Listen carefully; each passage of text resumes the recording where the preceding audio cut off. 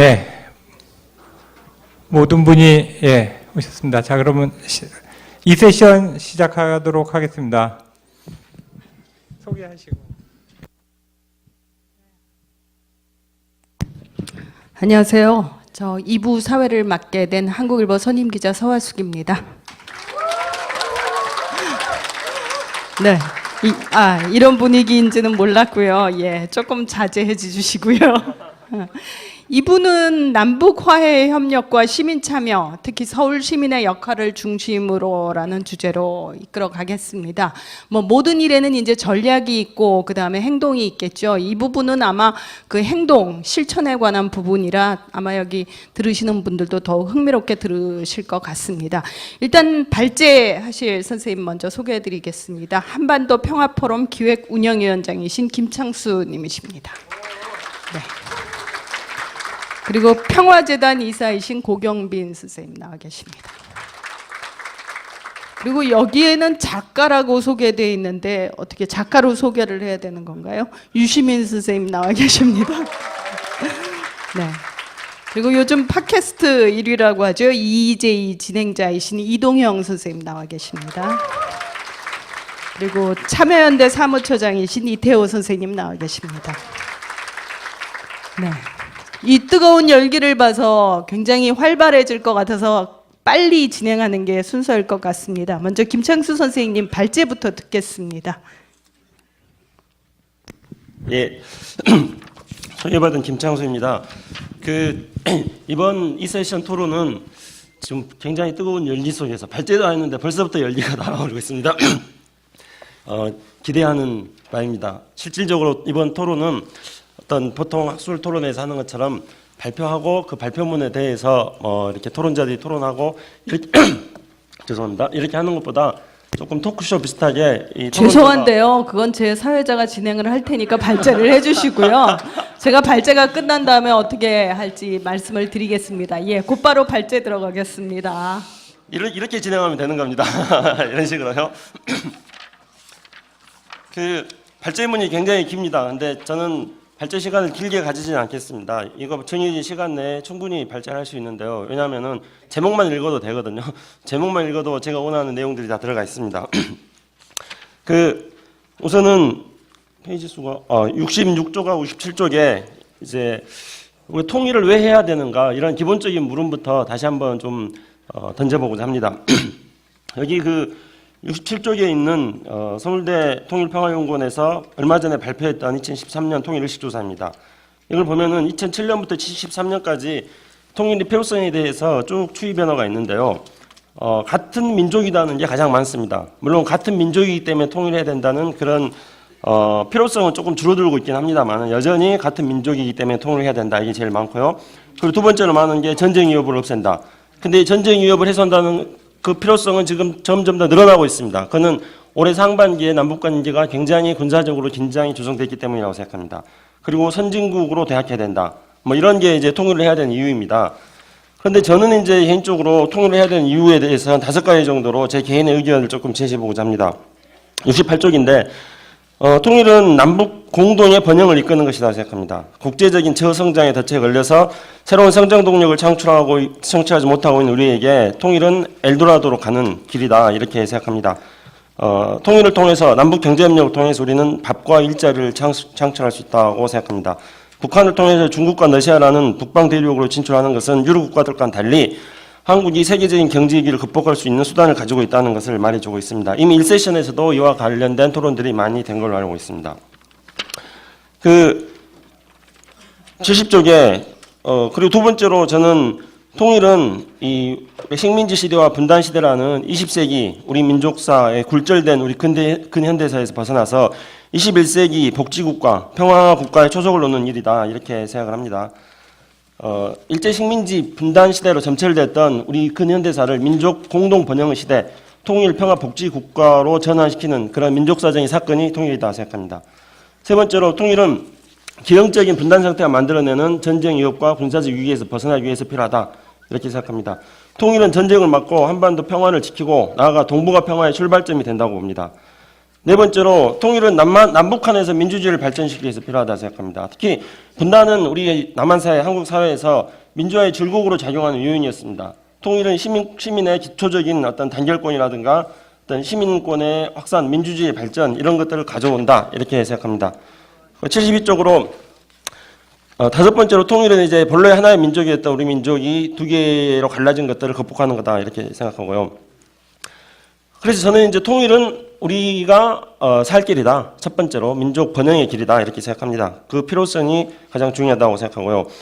그러면 북한은 대체 우리의 어떤 존재인가? 우리는 왜 통일을 하기 위해서 북한을 어떻게 봐야 되는가 하는 문제인데 저는 기본적으로 북한을 어떻게 볼 것인가? 그래서 북한이 이 마음에 드는 체제인가? 마음에 들지 않는 체제인가? 이렇게 북한을 어떻게 볼 것인가라는 그런 관점에서 좀 벗어나야 된다고 생각합니다.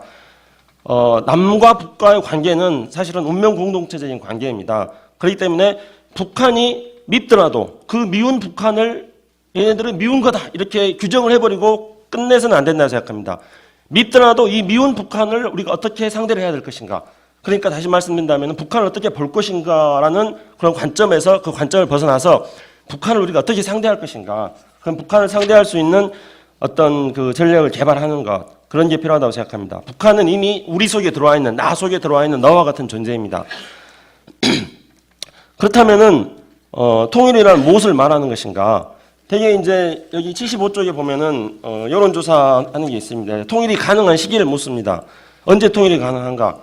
이거는 통일이 하루아침에 완성된 형태로서 우리에게 다가온다는 것을 말합니다. 근데 저는 통일은 완성된 형태로서 우리에게 다가오는 것이 통일이라는 생각에서 우리가 벗어날 필요가 있다. 그래서 이런 것들을 보통 이제 과정으로서 통일이라고 생각하는데 남과 북이 화해하고 협력하고 교류하고 그렇게 한다면은 그게 이미 통일의 시작이라는 거죠. 다시 말씀드린다면은 평화 공존도 곧 통일이다. 남북한이 서로 적대적 대치 관계를 해소하고 교류하고 협력하고 한다면은 그 자체가 이미 통일의 시작이기 때문에 그러면 통일의 상태가 달라지는 거죠. 초기 통일은 굉장히 그런 교류하고 협력하는 것일 거고 통일의 상태가 점점 더 발전해가지고 시간이 지나면은 통일의 그런 단계가 점점 높아지는 거고 이렇게 해서 굉장히 낮은 단계, 느슨한 상태 이런 것도 우리가 통일이다 이렇게 규정할 수 있다고 생각합니다. 그 표를 보면은 대개 2007년도 그렇고 2013년도 그렇고 국민들은 이 질문 언제 통일이 가능할 거냐 이런 질문을 보면은 전부 20년 이내에 가능할 거라고 생각합니다. 2007년에도 20년 이내에 가능하다고 하고 2013년에도 20년 이내에 가능하다고 하고 1990년대 여론조사를 해봐도요. 그 당시에 제가 여론조사를 인용을 하지 못했는데 통일이 언제 될 거냐 하면은 뭐 20년쯤 후에 된다는 게 제일 많습니다. 그거는 통일은 필요한데 아주 가까운 시기는 아닌 그러나 또 아주 먼 시기도 아닌 그러니까 국민들이 생각할 때는 통일은 아주 가깝지도 않고 아주 멀지도 않는 이런 시기에 통일이 올 거라고 생각하고 있습니다. 그런 통일은 다시 말씀드린다면은 국민들의 어떤 머릿속에 들어와 있는 그런 통일이라는 것은 어떤 완성된 형태로서 우리에게 다가오는 거라고 국민들은 생각하지 않다는 것을 우리가 발견할 수 있다 이렇게 생각합니다. 그러니까 아주 멀지도 아주 가까웠지 않은 상태에서부터 통일을 우리가 만들어 나가는 이런 거다 이렇게 생각합니다. 그렇다면 이제 결국은 우리에게 남는 문제는 뭐냐면은 어떻게 다른 모습을 가지고 북한하고 다른 통일을 긴 과정으로 본다면은 다른 모습을 가지고 북한하고 우리가 어떻게 공존할 수 있을 것인가. 이게 이제 우리에게 굉장히 중요한 거다라고 생각합니다. 77쪽 위에서 보신다면은 그러면 결국은 다른 사람들과 얼마나 같은가, 공유하고 있는 점이 무엇인가 이런 것보다는 얼마만큼 다르지만은 공존할 수 있을 것인가. 이런 문제의식을 가지는 게 통일 과정에서 우리가 중요한 것이고 우리가 통일을 준비하기 위해서는 바로 다르더라도 공존할 수 있다는 것을 준비하고 연습하는 것 이런 게 필요하다고 생각합니다. 77쪽의 북풍에 대해서 이야기를 했는데요. 왜 그러냐면은 통일이 우리에게 분단이라는 게 우리 한국의 민주주의하고 한국의 정치 질서하고 매우 밀접한 관련이 돼 있다는 것들을 말씀드리기 위해서입니다. 그러니까 이거를 이제 백낙청 교수님은 분단 체제다 이렇게 말씀하지 않습니까? 근데 실질적으로 94년 북풍에서부터 시작해가지고 매번 선거 때마다 이른바 북풍이 불어와가지고 우리 국민들의 표심을 왜곡시켰습니다. 그거는 무슨 말이냐면은 분단 상태는 한국의 민주주의에 한국의 선거에 그만큼 밀접한 영향력을 가지고 있는데도 불구하고 우리는 분단과 한국의 민주주의라든가 분단과 한국의 경제발전이라든가 이런 것들을 연관성 속에서 생각을 하지 못합니다. 매우 중요한 어떤 영향을 미치고 있다는 것, 분단 체제로서 작동하고 있다는 것들을 알기 위해서 이 부풍에 대해서 언급을 했습니다. 79쪽에 그러면 이제 통일 과정 속에서 정부와 지방자치단체 역할을 조금 살펴보자면은 80쪽으로 가서 결국은 통일을 해 나가는 데 있어서 남북 사이에 어떤 합의 기구들을 만들어서 그것들을 가지고 통일 과정을 만들어 나가는 역할을 하는 거, 집행해 나가는 역할을 하는 거는 남북 그 당국간의 회담이다, 당국의 역할이라고 생각합니다. 그래서 그동안에 보면은 7.4 공동성명 때부터 남북 기본합의서 6.15 공동선언, 14선언, 남북 간의 당국 간에 합의했던 모든 합의를 보면은 당국 간의 협의 기구를 만드는 걸로 되어 있습니다. 그러니까 당국 간에 합의를 하고 당국 간의 협의 기구를 만들어서 통일 과정을 관리하고 집행해 나가는 것이죠. 이게 이제 정부 역할이라고 생각합니다. 그러면 이제 지방자치단체는 81쪽으로 가서요. 사실상 이제 중앙정부 차원에서 어떤 통일 문제에서 가지고 있는 권한만큼 지방정부는 그런 것들을 가지고 있지 못합니다. 그런데 지방정부가 해야 될 역할들을 우리는 다른 통일 과정 속에 해야 될 다른 단위들과 비교해 보면서 지방정부 해야 될 역할들을 좀 찾아낼 수가 있습니다. 대개 이제 기업은 남북 경제협력을 통해 가지고 경제적인 이익을 창출한다고 하고요. 그리고 민간단체 같은 경우는 어떤 이익이 발생하지 않는 곳에서도 북한과 접촉을 통해서 통일의 기반을 조성하는 그래서 남과 북 주민들 사이에 어떤 사람의 마음을 이렇게 통일시키는 이런 것들을 이제 민간단체들에서 할 수 있다고 생각합니다. 그런데 지방자치단체는 이런 정부나 기업이나 민간단체가 가지고 있는 모든 어떤 특징들을 모두 다 발휘를 해 나갈 수 있다고 생각합니다. 그러면서 동시에 또 어떤 지역 단위에서 각각의 지역의 특성이 있는 것들을 가지고 북한과 교류를 해 나가면서 민족 화해 협력을 지역 단위에서 뿌리내리게 하는 역할을 지방자치단체에서 할 수 있기 때문에요. 당국 간 회담이 단절된다 하더라도 지방자치단체들의 남북 간의 사업들은 지속적으로 유지돼야 된다. 그렇게 생각을 합니다. 어떤 지자체의 사업들이 진행되면 진행될수록 통일의 기반이 그만큼 더 조성되는 것이다. 이렇게 생각합니다. 82쪽이요. 우리 국민들은 통일에 대해서 어떻게 생각하는가? 통일에 대한 민심이라는 건 존재하는가? 예를 들어서 지난 몇 년 동안 통일 문제에서 퍼주기다, 끌려다니기다 이런 어떤 그 정부 정책, 포용 정책에 대한 비판적인 것들이 있었습니다. 근데 퍼주기다, 끌려다니기라는 그런 여론이 존재했다 한다 하더라도 이것이 우리 국민들의 절대 다수가 남북 화해 협력을 반대하는 이런 건 아니라고 생각합니다. 어떤 통일에 대한 민심은 우리는 남북 화해 협력하고 어떤 평화 번영을 해 나가야 된다는 이런 게 기본적으로 국민들 사이에 자리 잡고 있기 때문에 모든 여론조사 할 경우에 통일의 필요성이라든가 화해 협력의 필요성 이런 60-70% 이상 나타난다고 생각합니다. 그런데 이제 뭐 퍼주기다, 끌려다니라든가 이런 정치 논리들이 발생했던 것들은 만약에 이런 어떤 정치 논리들이 다소 좀 선동적인 논리입니다만은 이런 선동적인 논리들에서 조금이라도 공정성을 찾아본다면은 그거는 남북 관계를 개선을 하되 일방적이지 않게 추진해라. 뭐 이런 정도의 의미가 담겨 있는 거라고 생각합니다. 그러니까 결국은 남북 사이에 화해 협력을 해 나가야 된다는 그런 게 국민들 사이에 뿌리 깊게 내려 있는 통일의 민심이다 이렇게 생각합니다. 그렇다면 이제 시민 참여라는 것은 어떻게 가능할 것인가? 결국은 시민 참여라는 것은 민주주의의 공간을 확대시켜 가지고 통일 논의와 통일 운동을 촉발시키고 그리고 통일 운동의 일상화 생활화를 하기 위해서 어떤 시민 참여가 필요하다 이렇게 생각합니다. 그리고 이런 시민 참여라는 것은 기본적으로 한국의 시민사회가 안고 있는 여러 가지 과제들을 통일 문제하고 결합시키는 것 이런 것들이 이제 시민 참여라고 생각합니다. 근데 기존에는 이게 어떻게 됐었냐면은 6.15 어떤 남북 공동 행사 같은 경우를 하면은 여러 분야별로 북과 접촉을 합니다. 남한의 여러 시민단체들이 각 분야별로 뭐 환경이면 환경, 여성이면 여성, 노동, 농민, 뭐 언론, 뭐 학술 이렇게 각 분야별로 자기 분야가 가지고 있는 과제들을 가지고 북한의 해당 분야들하고 만납니다. 그렇게 하면서 북한하고 합의하고 그것을 국내에 가지고 와서 실행해 나가는 이런 방식으로 이제 그동안의 시민 참여들이 우리 사회 내에서 이루어졌다 이렇게 생각을 합니다. 그리고 시민 참여가 굉장히 중요한 것은 통일을 과정으로서 통일이라고 그랬는데 이 과정으로서의 통일을 이끌어내기 위해서는 결국은 어떤 시민의 역할이 필요하고 어떤 시민의 다양한 권리들을 어떤 실현하면서 통일을 이루어 나갈 때 그게 바로 어떤 과정으로서 통일이 된다. 그렇게 생각합니다. 마지막으로서 이제 어떤 평화 통일을 위한 서울 시민의 사업을 제안을 하고자 합니다. 여기서 이제 어떤 서울 시민이라 한다는 것은 서울 지역의 근거를 두고 활동을 하고 있는 시민 단체가 되지 않을까 생각합니다. 서울 시민이라는 한 개인이 어떤 역할을 한다 이런 것보다는 서울 지역의 근거를 둔 시민 단체의 역할이라고 역할이나 어떤 사업이다 이런 것들을 전제로 해서 어떤 말씀을 들어보면은 두 가지를 말씀드리고자 합니다. 저는 어떤 평화의 약속운동, 가칭 평화의 약속운동을 제안합니다. 이 평화의 약속운동을 하기 위해서는 우리가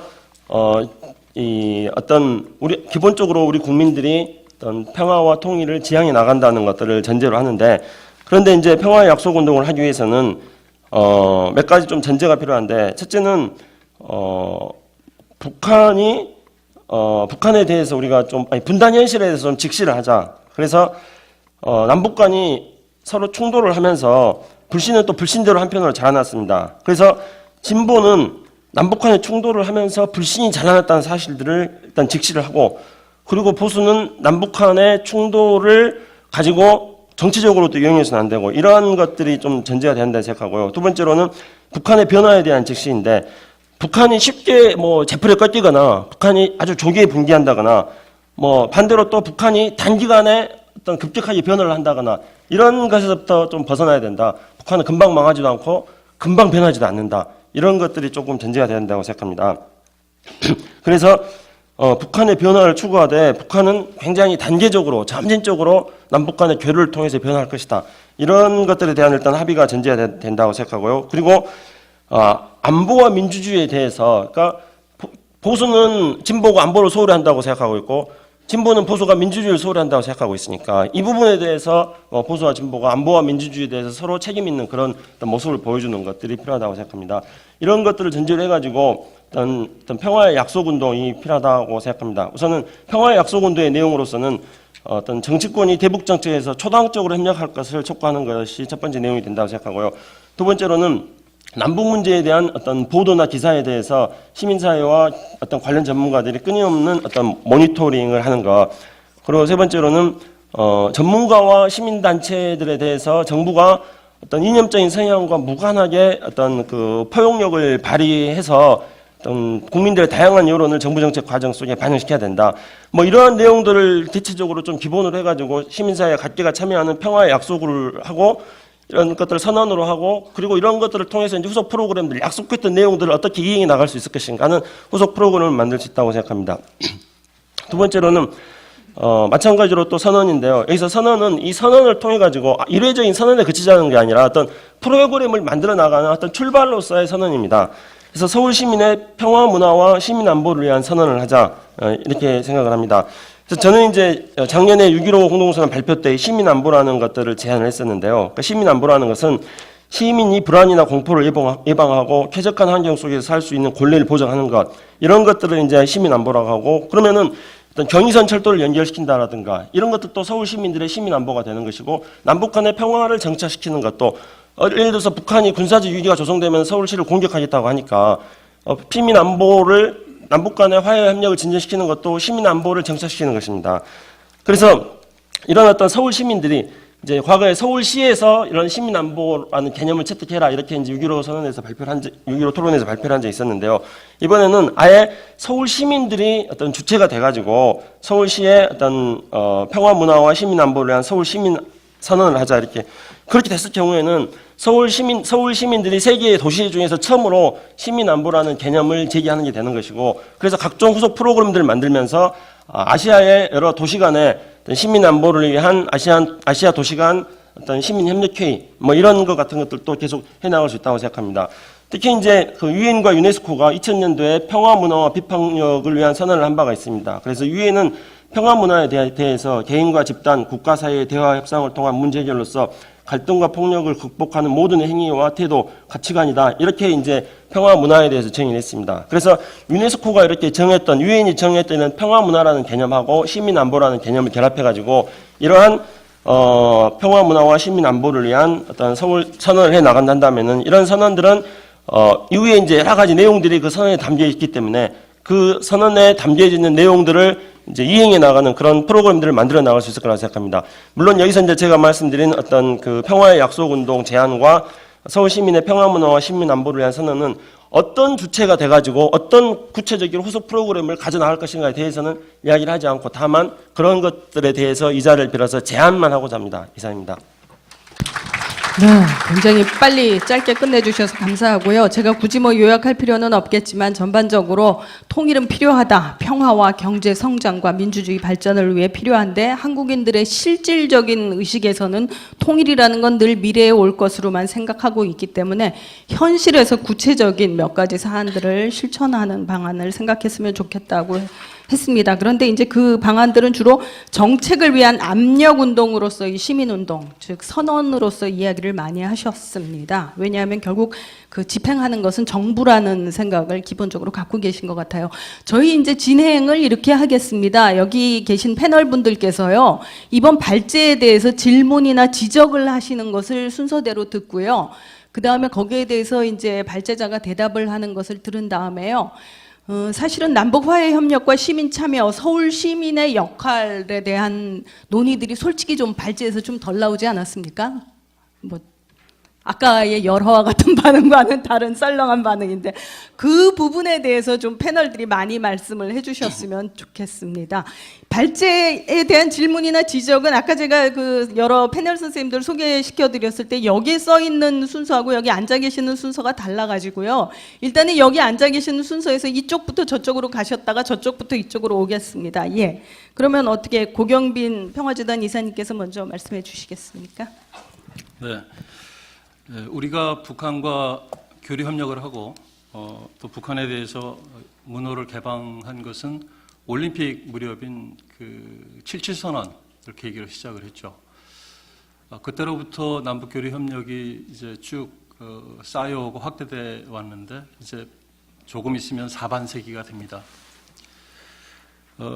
그동안 200만 명의 우리 국민들이 뭐 금강산도 관광을 하셨고 2007년에는 한 달에 10,000명의 우리 국민이 북한을 방문했습니다. 관광객을 제외하고 이런저런 목적으로 방문을 했는데 다 이제 많은 그 민간 교류, 시민의 참여가 이제 있었던 거죠. 근데 최근 5, 6년간 이런 남북 교류의 시민 참여가 줄어들었다기보다는 시민이 참여할 수 있는 남북 교류 협력 자체가 이제 좀 많이 줄어드는 상황입니다. 이거는 이제 지금 정부가 대북 정책을 굉장히 보수적으로 이제 관리하고 있기 때문인데. 죄송한데 말씀 중에 혹시 발제에 대한 질문이나 지적하실 건 없고 이제 곧바로 고경빈 선생님 말씀으로 들어가시는 건가요? 네, 전적으로 뭐 동의합니다. 아, 예. 예. 그 얘기를 좀 명확히 안 해주시면 제가 헷갈립니다. 예. 우리 정부의 그 대북 정책이 보수화된 거는 뭐 연달아 보수 정권이 집권했으니까 보수 정책을 취하는 것도 있지만 또 뭐 이 현실을 보자면 우리 10여 년 전에 비해서 남북 관계나 통일 문제에 관해서 우리 국민들이 그 열의가 좀 감소된 것 아닌가, 보수화된 것 아닌가 하는 그런 생각도 갖게 합니다. 77선언과 남북 정상회담 이런 굵직한 계기로 북한에 대한 관심이 막 쏟아졌고 다양한 교류 협력이 추진되었지만 그 초기의 호기심이나 또는 흥분이 가라앉고 북한이 핵실험을 강행하고 또 북한의 인권 상황 등 부정적 이미지가 이제 확산되면서 우리 주도로 남북 관계를 개선하고 또 북한의 변화를 끌어낼 수 있다는 자신감이 많이 상실된 것이 아닌가 생각이 됩니다. 우리가 자신감을 상실한 이유는 뭐 그동안 북한에 대해서 당근도 줘왔고 채찍도 해봤는데 소용이 없었더라 하는 이런 그 일종의 뭐 실망감 이런 데서 이제 기초했다고 보는데요. 그러나 남북 관계 개선이나 북한의 변화를 위해서 우리가 할 수 있는 것이 이런 북한에 당근을 주거나 채찍을 가하는 일만 있는 것은 아닌 것 같습니다. 평화 통일을 지향해서 북한을 바람직한 방향으로 변화시키는 그 하나의 방법으로서 북한에 무엇을 우리가 요구하기보다는 우리가 먼저 모범적으로 바람직한 통일 미래상을 구현하는 노력을 할 수도 있는 것입니다. 이것이 사실 77선언을 단행하면서 우리가 북한에 적극적으로 대북 정책을 취할 수 있었던 바탕이었다고 봅니다. 77선언 전후를 우리가 회고해 보면 휴전 이후에 경제를 비롯해서 모든 면에서 북한에 우리가 뒤져 있었고, 더군다나 유신 체제와 군사 독재 정부 치하에서는 정치적인 명분, 정당성 측면에서도 약점이 많았습니다. 그런데 우리가 한가위 기적을 이루고 또 87년 민주화를 완성하고는 88 올림픽을 치러내면서 국제사회 인정받는 국가로 되고, 이런 과정에서 우리 국민들이 자존심과 자신감을 얻은 것이 적극적으로 대북 정책을 추진하게 된 배경이 됐다고 생각합니다. 북한보다 경제적으로 더 잘 살고 민주화된 사회는 이런 사회를 더욱 발전시켜 나가는 것이 평화 통일에 있어서 우리가 주도적인 역할을 할 수 있는 힘이라는 자각이 생긴 것이죠. 77선언은 북한이 호응하지 않는다 하더라도 우리가 먼저 북한에 대해서 문호를 개방한다는 그런 조치였습니다. 모범을 보이고 적극적으로 교류 협력을 통해서 냉전을 극복하고 평화 통일의 길을 연다는 자신감의 표현이었습니다. 이런 측면에서 우리는 사실 올림픽 이후에 민주화 이후에 사회적, 경제적, 정치적 이런 분야에서 좀 더 사회를 더 발전시키는 노력을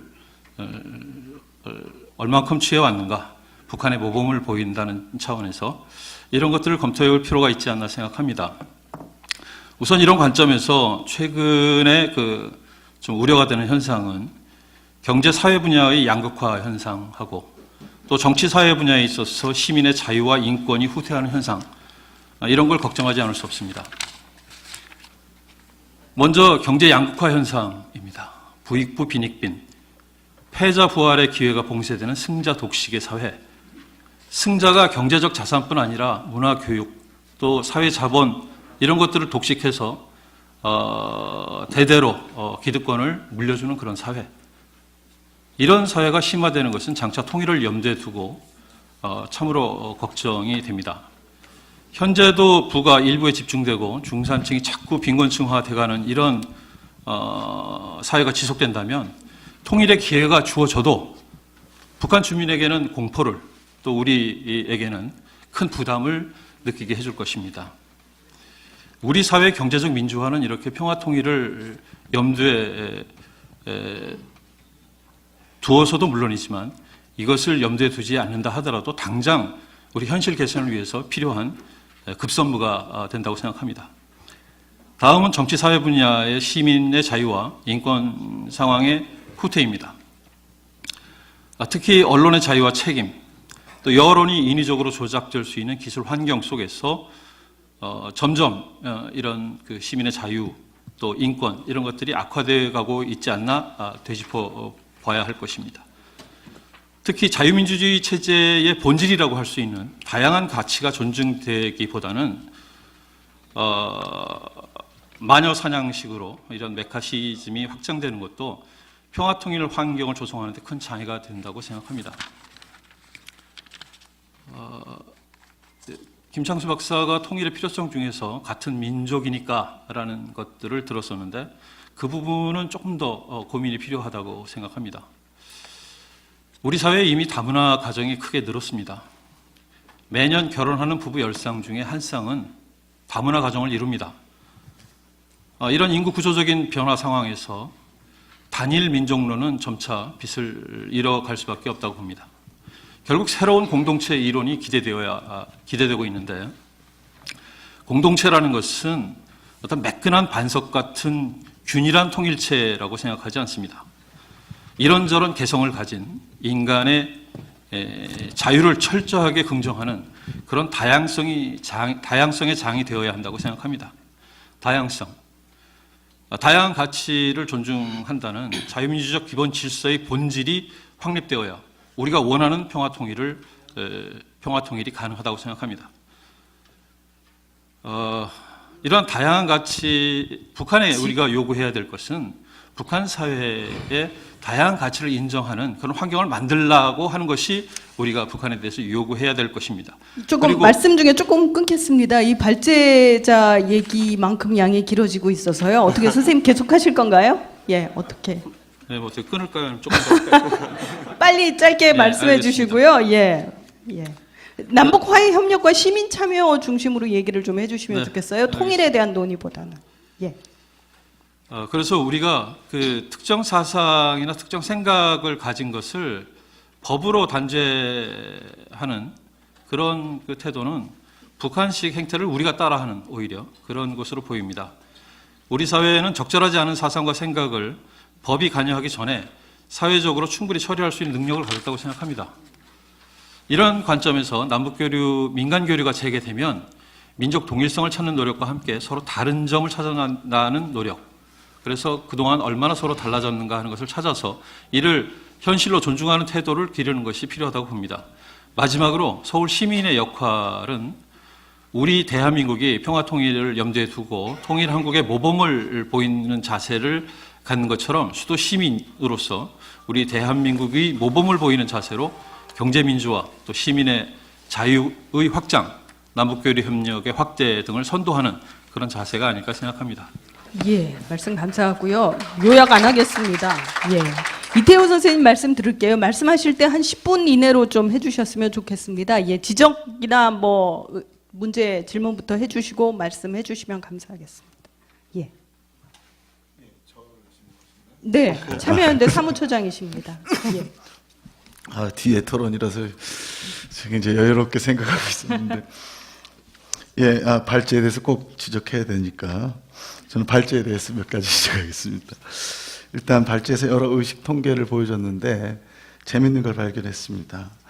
2008년부터 여러 통계를 보여주셨는데 2008년부터 각종 인식들이 굉장히 부정적이 되고 악화되고 있고 이렇다는 거죠. 28년 이후에 남북 관계도 북핵 문제도 더 악화됐습니다.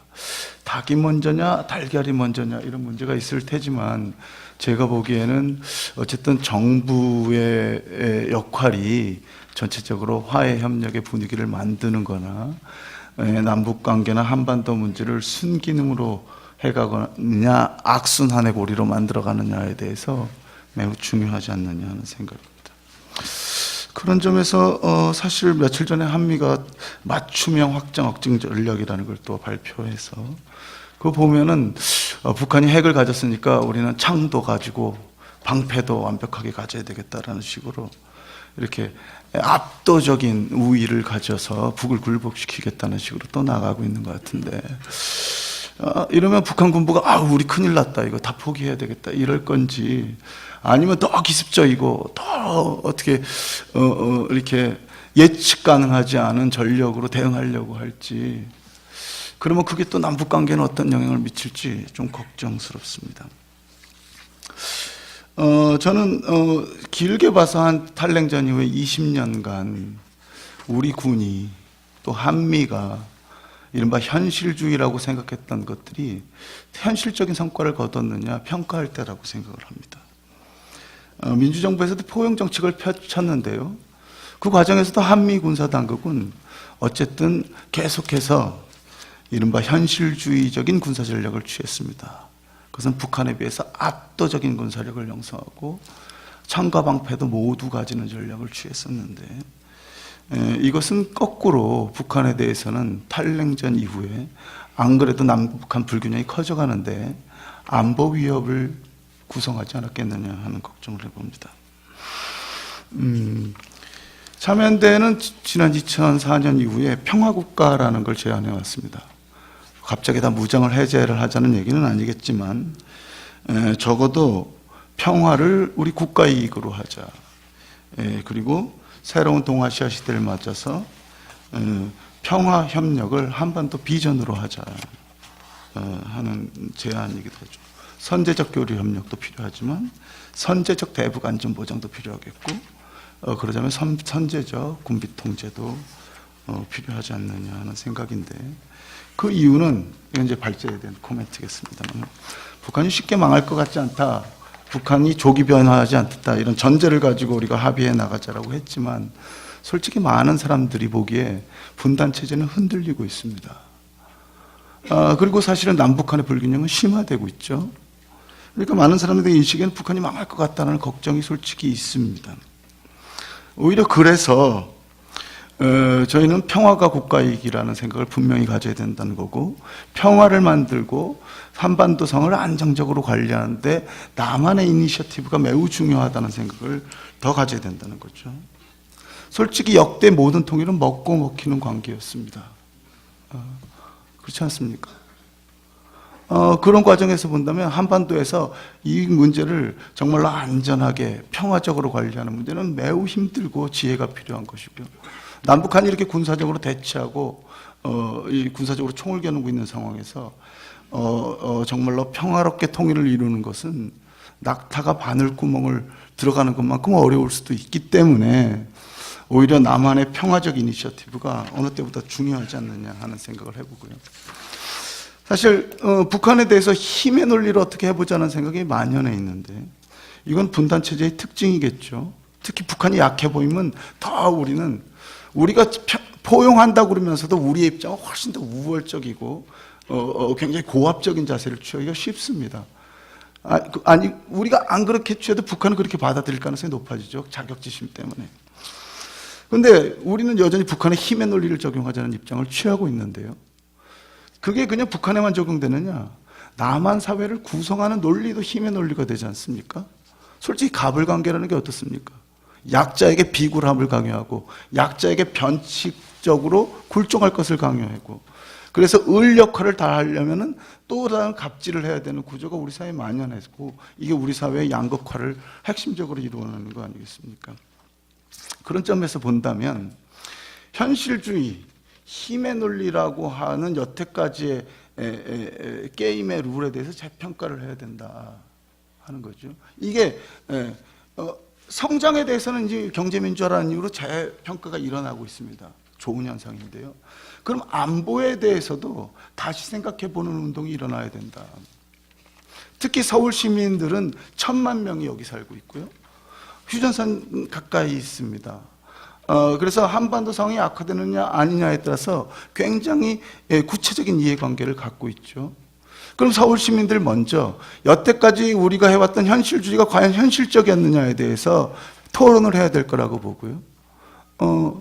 비현실적이라고 생각한다면 기존의 국가 안보를 시민의 안전을 중심으로 하는 논의로 바꿔야 된다.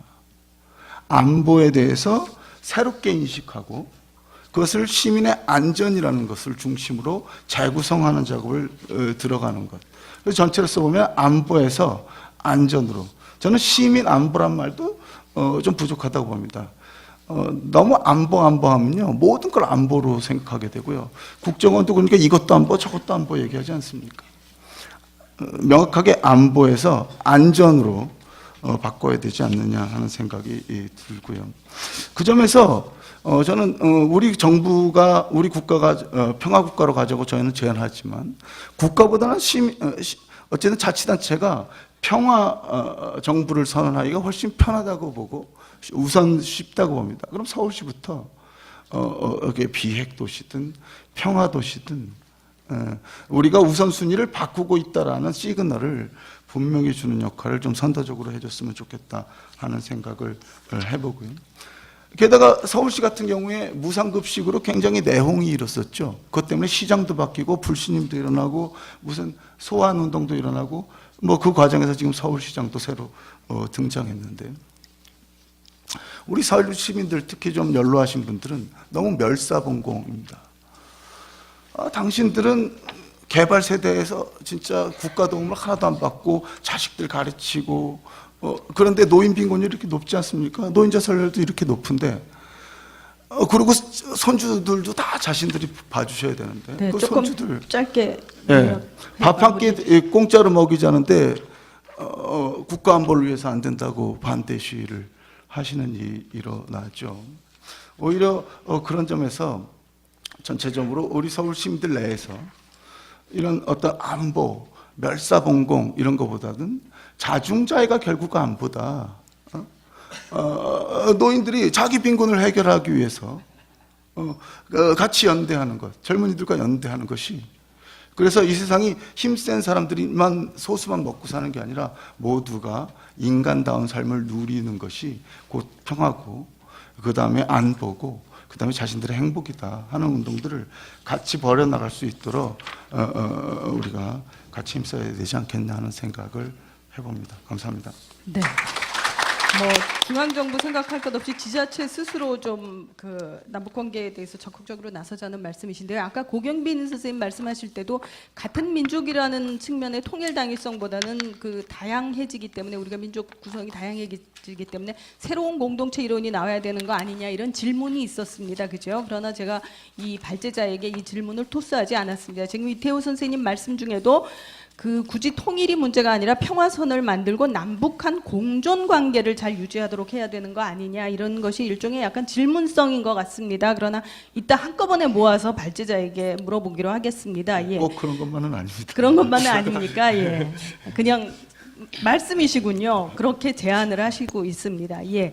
세 번째로 유시민 선생님 말씀 들어보겠습니다. 예. 예, 저는 뭐 전반적으로 발제에 동의하면서 질문만 한 가지 드리고자 합니다.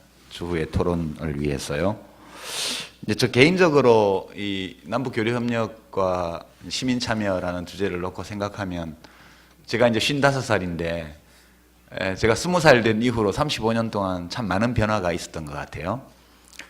제가 20대 때는 그게 이제 1980년대, 70년대 후반 이때는 통일운동이라는 것이 대한민국 정부를 상대로 싸움을 해야 되는 상황이었던 걸로 기억합니다. 그러니까 정부가 남북 교류 협력 자체를 금지하고 있던 상황이기 때문에 민간에서 학생들이나 뭐 지식인들이 남북이 만나고 교류하도록 해야 된다고 해서 정부를 상대로 싸움을 하는 그런 게 시민 참여의 형식, 유일한 형식이었던 것 같아요. 그때 생각해 보면. 근데 이제 이게 바뀌게 된 게 아마 노태우 대통령 시절에 남북 기본 합의서가 체결된 1991년도가 전환점이 아니었나 싶어요. 그러니까 정부가 남북 민간 교류 시민들의 참여를 막는 데에서 북을 상대로 해서 진지한 제안을 하고 1년 넘는 협상을 하고 총리들이 서명한 문서를 채택하고 서로 상호 비방을 중단하고 뭐 등등이 포함되면서 이제 민간에서 시민들이 무언가 우리 대한민국 정부를 상대로 싸우면서 참여하는 게 아니고 정부의 정책에 협조하고 협력하면서 정부가 열어준 마당에 우리가 이제 시민들이 들어가면서 뭔가 해볼 수 있는 그런 기회들이 그때 비로소 생기기 시작했다 이렇게 저는 느끼고요.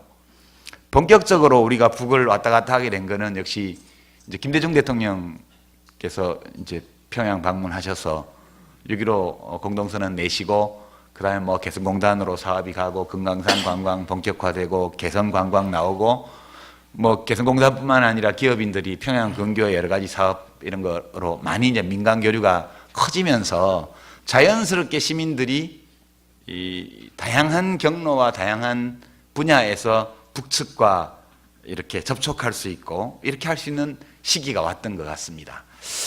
그런데 지금 이제 2007년 남북 정상회담 할 때 대화록 앞부분을 보면 노무현 대통령께서 그 기본 입장 발표를 할 때 맨 앞에 통계 수치를 쫙 늘어놓습니다. 그러니까 2001년도하고 2006년도를 비교를 해서 1차 남북 정상회담 이후에 2007년까지 인적 교류, 물적 교류 등등에 어느 정도의 진전이 있었는지를 정리한 이제 그 내용이 대화록에 나옵니다.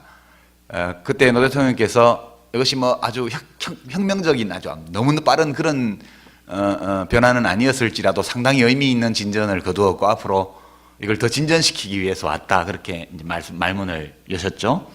근데 이제 노 대통령이 임기 끝나시고 나서 이명박 정부가 출범하면서 상황이 어디로 갔나 이렇게 보게 되면 야금야금 정부가 민간의 그런 남북 교류 협력 참여를 방해하기 시작하는 국면으로 그 뒤로 전환되어서 지금은 북한 방문이 허가를 얻기가 그렇게 수월하지 않은 것 같아요. 까다로운 조건을 붙이고 허락을 하지 않고 뭐 금지하고 갔다 온 사람 처벌하고 또 옛날에 합법적으로 갔다 온 사람 뒷조사하고 이런 국면으로 와서 그러니까 시민들의 남북 교류 협력에 대한 참여 기회 자체가 봉쇄되고 억제되고 또 시민들 사이에 두려움이 생기는 그런 국면으로 와버린 거 아닌가 싶어요. 그래서 제가 이제 드릴 질문은 여러 가지 이제 제안을 해놓으셨는데 평범한 시민들 입장에 생각해 보면 통일까지는 아니더라도 얼른 남북이 교류 협력하고 서로 공동 번영하고 막 왔다 갔다 하고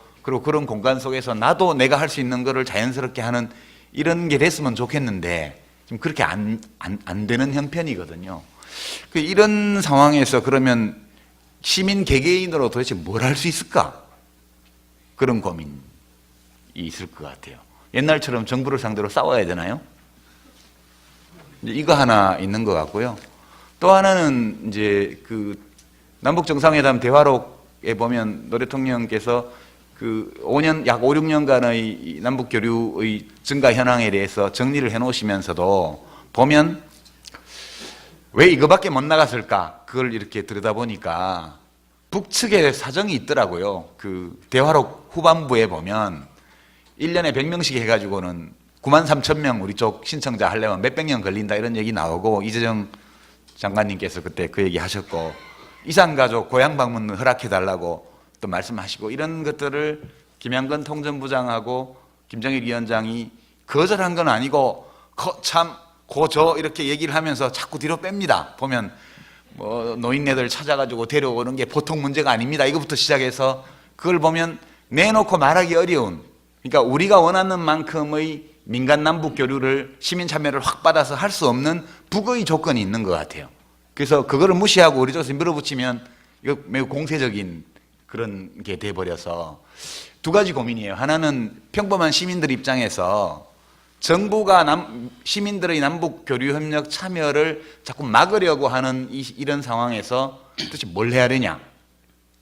그 문제 하나고 두 번째는 나중에라도 혹시 알 수 없는 일이죠. 박근혜 대통령이 어느 날 갑자기 마음이 바뀌어가지고 확 열어줄지요. 그렇게 될 때 언젠간 또 그렇게 돼야 되고 그럴 때 북속 사정 때문에 진도가 안 나가는 문제에 대해서는 그럼 우리 어떻게 해야 되냐? 상식적인 시민들 입장에서 그런 두 가지 의문이 이 시민들의 남북교류 협력 참여에 관해서는 있을 것 같아요. 그 문제에 대해서 좀 사회적으로 토론도 필요할 것 같고 해서 제가 질문을 드렸습니다. 근데 그 부분에 대해서 지금 박수도 나오는데요. 그 발제자의 대답을 듣기보다는 아마 유시민 그 전 장관님께서 생각이 있으셔가지고 그러신 것 같아요. 아니, 먼저 얘기를 들으면 어떨까요? 생각이 안 났어요. 나중에 네? 좀 얘기를 생각 안 났었습니까? 그럼 지금까지 그 질문 그러면 마지막으로 이동형 그 팟캐스트 EJ 진행자 이동형 선생님 말씀 듣겠습니다. 네, 오래 기다리셨습니다. 네. 그 유시민 작가와 어깨를 나란히 하는 베스트셀러 작가이자 팟캐스트 부동의 1위 EJ 진행자 이동형입니다.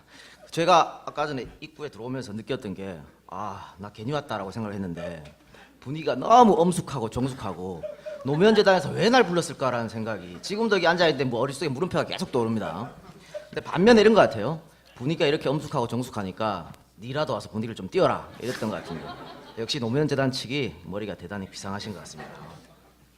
본격적으로 말씀드리기 전에 양해를 한 말씀 드릴게요.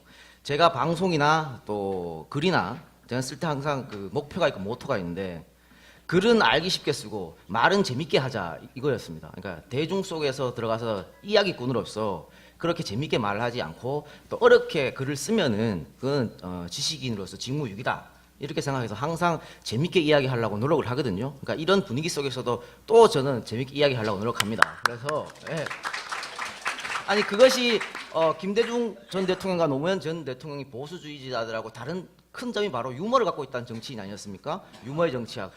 다른 나라 같았으면 박수 받을 일인데 우리나라에서는 그거를 무슨 경박하다 그러고 이렇게 이야기한단 말입니다. 그러니까 진보는 그러면 안 되겠죠.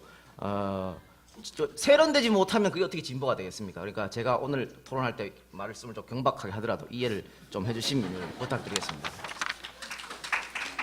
발제에 대한 질문은 제 말씀 제일 마지막에 할 테니까 끝까지 경청해 주시기 바라고. 통일을 위해서는 많은 얘기를 하죠. 기본적으로 우리가 지금 분단이 남북이 갈라진 이후에 60년, 70년 지났는데 전문가들이 얼마나 많은 통일 문제를 논의했겠습니까? 그러니까 근데 제대로 안 된 이유를 먼저 생각해야 될 것 같은데요. 여러 가지가 있겠죠. 통일을 위해서는 남북 간의 상호가 신뢰가 이게 중요하다고 생각하는데 그것보다 저는 그 통일에 대한 그 우리 국민이 지금 이 시간에 가지고 있는 시각을 좀 바꿀 필요가 있다. 전반적으로 다시 한번 생각해 볼 필요가 있다고 생각합니다. 그러니까 옛날에는 말입니다. 우리가 학생들이나 직장인들이나 친구들이나 술자리에 앉아가지고 통일을 논의하면서 울분을 토하면서 통일 이야기할 때가 있었습니다. 그런데 지금 누가 그럽니까? 그런 거 하면 옆에서 미친놈들이라 그래요. 왜 지금 그러고 있느냐 이거죠. 그러니까 이게 현실이라는 얘기입니다. 그러니까 통일의 당위성 하나만 가지고 우리 국민들 모두가 여론이 통일하는 시대는 이제 지났다는 이야기죠. 그러면은 이런 통일, 이상적 통일을 버리고 우리가 어떻게 국민들을 통일에 반대하는 국민들이 꽤 많습니다. 이걸 어떻게 다 부담고 가야 하느냐 이거죠. 그러니까 1972년 7.4 남북 공동 성명 발표만 그때까지만 하더라도 우리 국민들이 뭐라 했습니까? 내일이라도 통일이 될 줄 알고 다 와 이랬습니다. 그렇기 때문에 그걸 가지고 박정희 대통령하고 김일성 주석이 자기의 체제를 공고히 하는 데다 이용했죠. 그래서 나온 게 유신헌법이고 북한에서는 사회주의 헌법이었습니다. 그런데 지금은 그렇지 않다는 얘기입니다. 예를 들어서 72년 남북 공동성명 뒤에 30년 있다가 2000년 남북 정상회담이 이루어졌습니다. 그때는 분위기가 통일에 다 매몰되는 사회적 분위기가 아니었다는 말씀입니다. 뭐냐면은 당시에 총선 직전이어서 이거를 국민의 정부에서 총선에 이용하려는 면이 없지 않아 있었습니다. 그런데 어떻게 됐습니까? 욕풍 맞았죠. 뭐 노무현 전 대통령도 그런 것 때문에 뭐 떨어진 면이 있습니다만은 2007년에도 마찬가지였습니다. 2000년 남북 정상회담 때 별반 다른 점이 없다. 일례로 말입니다. 김창수 위원장님이 주신 발제문에 있는 자료를 보면요. 왜 통일을 해야 하는가? 이 질문에 같은 민족이니까 해야 한다는 응답은 해가 가면 갈수록 떨어지고 있습니다. 이거를 중요하게 생각해야 된다는 말씀입니다. 그러니까 북한을 우리가 대화하고 협력하고 공존의 대상이 아니고 적대와 경계의 대상이라고 생각하는 응답자가 반대로 해가 가면 갈수록 늘어나고 있다는 거예요. 이게 현실입니다. 그러니까 더 이상 한반도의 모든 문제는 분단에서 기원되었고 한국 내 부조리나 사회적 갈등은 통일로 다 바꿀 수 있다. 이런 주장들이 국민들한테 먹혀지지 않고 있다는 얘기죠. 더 큰 문제는 뭐냐? 10대부터 30대까지 그 젊은 계층에서 통일에 대한 부정적 시각이 중장년층보다 넓다는 얘기입니다. 여기 표도 있는데 50대 이상에서는 통일의 필요성이 60%, 40대는 조금 더 떨어지죠. 30대는 50%, 40, 그다음에 19에서 20대는 40%까지 떨어집니다. 계속해서 이렇게 떨어진다는 거죠. 그러니까 다가올 미래를 짊어져야 할 이 세대들이 왜 통일에 부정적인가? 이거를 생각해야 된다는 얘기입니다. 가장 큰 문제는 그거죠. 통일이 나한테 부담이 된다는 이야기입니다. 북한과 우리가 통일을 하면 나한테 부담이 돼. 지금 이 상황에서 좋은데 내가 왜 통일을 해서 내가 내 돈을 써가지고 그 사람들 먹여 살려야 하냐? 이 생각이거든요. 이거는 IMF 이후에 우리 사회가 그 물질 만능주의가 돼버렸었죠. 그러니까 이런 생각이 젊은 계층한테 뿌리 있게 박혀 있는 겁니다. 그러니까 나 개인에게 도움이 되지 않으면 통일도 필요 없다는 뜻이죠. 그러니까 이제는 이념, 사상 이런 것보다 먹고 사는 문제가 10대, 20대들한테 더 커져버렸다는 이야기입니다. 이런 상황이기 때문에 국민들이 갖고 있는 통일에 대한 전반적인 이런 부정적 시각, 특히 젊은 계층이 갖고 있는 부정적 시간을 어떻게 바꿔야 될 것인가? 왜 통일을 해야만 하는가? 이 물음에 통일의 당위성 문제가 아니라 현실론으로 어떻게 접근할 것인가? 이것을 정치권과 시민단체에서 어떻게 시민들의 사회에 대해서 설득시킬 것인가? 이런 이야기가 발제문에는 그런 고민이 많이 없는 것 같은 생각이 들어서요. 국민의 지지를 받지 못하는데 위정자들끼리 많이 모여가지고 통일 논의가 무슨 소용이 있는가 하는 겁니다. 그러니까 이런 것들은 여기서 우리가 지금 토론장에서 사실 활발하게 토론이 이루어져야 하는데 오늘 토론은 그게 불가능할 것 같고요. 우리 팬 여러분께서 오늘 여기 나간다고 하니까 꼭 유시민 이기고 오라 그랬는데 뭐 이기고 뭐 할 것도 없을 것 같습니다. 이삭입니다. 네, 말씀 잘 들었고요. 어떻게 모아가지고 발제자가 먼저 의견을 밝혀주시겠습니까? 예. 짧게 해주시고요. 네. 발제자 이야기 들어가는 사이에 여러분들로부터 질문 받겠습니다. 근데 질문을 제가 미리 고지하는 이유가 일어나셔서 직접 말씀해 주시는 게 아니라 쪽지로 주최 측에 전달을 해 주시면요. 저희가 모아가지고 이야기를 듣도록 하겠습니다. 그리고 발제자 대답하기 전에 저도 진행하는 사람이지만 질문 드리겠습니다. 사실 지금 이동영 선생님도 그렇고 일단 통일이라는 대전제를 이태호 선생님을 제외하고는 물론 유시민 선생님은 그 부분에 대해서 명확히 의견 안 밝히셨습니다만은 거의 다 그 대전제로 갖고 있는 느낌이 듭니다. 그런데 마치 통일을 반대하면 그것이 굉장히 이기주의인 것 같은 의견까지도 최근에 이동현 선생님 말씀하셨는데요. 사실 통일이어야 꼭 그 평화 공존이 되는 것인지 저는 그걸 묻고 싶고요. 제가 알기로는 6.15 선언도 그렇고 14 선언도 그렇고 내용이 이렇습니다. 14 선언을 보면 현 정전 체제를 종식시키고 항구적인 평화 체제를 구축해 나가야 한다. 이거는 사실 통일이라기보다는 평화 공존, 양국을 서로 인정하는 것에 가깝습니다. 북한의 태도를 존중하겠다는 것은 사실 북한이 통일에 대해 갖고 있는 위기의식이나 불안감을 우리가 이해해 준다는 것에서 출발을 해야 되는데, 굉장히 진보적인 그 토론회에 가서도 통일이라는 것은 당연한 전제가 되는 것에 대해서 저는 사실 좀 당혹스럽고요. 지금 이 같은 이제 남북 화해 협력과 시민 참여, 서울 시민의 역할을 중심으로라는 것이 나오게 된 게 우리나라의 모든 정책이나 예산이 중앙정부에 집중이 돼 있습니다. 그래서 지방정부에서 뭘 하려고 해도 그게 이제 잘 안 되는데, 지금 중앙정부는 보수정부고 서울이라는, 그래도 그 전국에서 가장 재정 자립도가 높은, 가장은 아니겠지만 높은 축에 드는 정부가 진보 정부였기 때문에 이런 토론도 가능했지 않습니까? 그렇다면, 그런데도 불구하고 지금 남북협력기금이니 정부의 여러 가지 예산은 당연히 중앙정부에서 받아야만 지자체도 사실은 일을 할 수 있습니다. 그런데 이런 것을 중앙정부의 지원 없이 지자체만의 독자적으로 이걸 할 수 있는 건지, 저는 이걸 좀 여쭤보고 싶습니다.